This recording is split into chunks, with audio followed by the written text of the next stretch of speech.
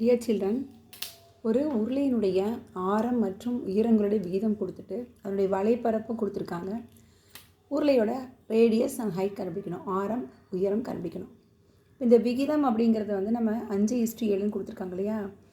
ஆரம் 5 மடங்காக இருந்ததுன்னா உயரம் 7 மடங்கு, அதை 5x 7xன்னு வச்சுக்கோங்க. Curved surface area formula 2πr/h. So அந்த வலைப்பரப்புக்கான ஃபார்முலாவில் நம்ம எடுத்த அந்த r அண்ட் ஹெச்சுக்கு பதிலாக 5x 7xன்னு போட்டுக்கோங்க.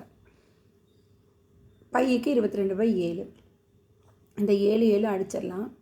எக்ஸையும் பெருக்குனா x². அடுத்தது தெரியாத மதிப்பை இங்கே வச்சுட்டு எல்எஸ்எஸில் வச்சுட்டு மீதியெல்லாம் அதர் சைட் கொண்டு வாங்க. அப்போ அது என்னாகும், வகுத்தலாக வரும். இந்த வலைப்பரப்போட மதிப்பு இங்கே கொடுத்த மதிப்பு நம்ம இங்கே எழுதிக்கிறோம். 5500 சம்மில் கொடுத்துருக்காங்களே, அதை எழுதிக்கிறோம்.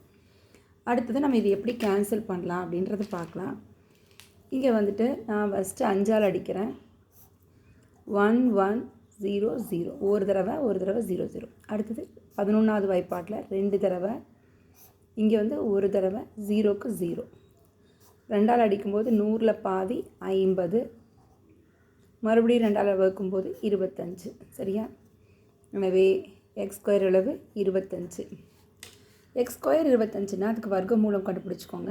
x = 5 × 5ன்னு எழுதலாமா? ஸோ 5. x 5ன்னு கிடச்சிருச்சு. நம்ம r எப்படி வச்சுருக்கோம்? r 5 × x 5x. அதனால் xோட மதிப்பு அங்கே போடும்போது 5 5 25. உயரத்துக்கு நம்ம என்ன வச்சுருக்கோம்? 7xன்னு வச்சுருக்கோமா? அப்போ 7 × 5 35. எனவே உருளையினுடைய ஆரம் ரேடியஸ் 25, உயரம் 35. இது சில டைம் 2 மார்க்லேயும் சில டைம் 5 மார்க்லேயும் கேட்குறாங்க. இம்பார்ட்டன்ஸ் தான், நல்லா செய்து பார்த்துக்கோங்க.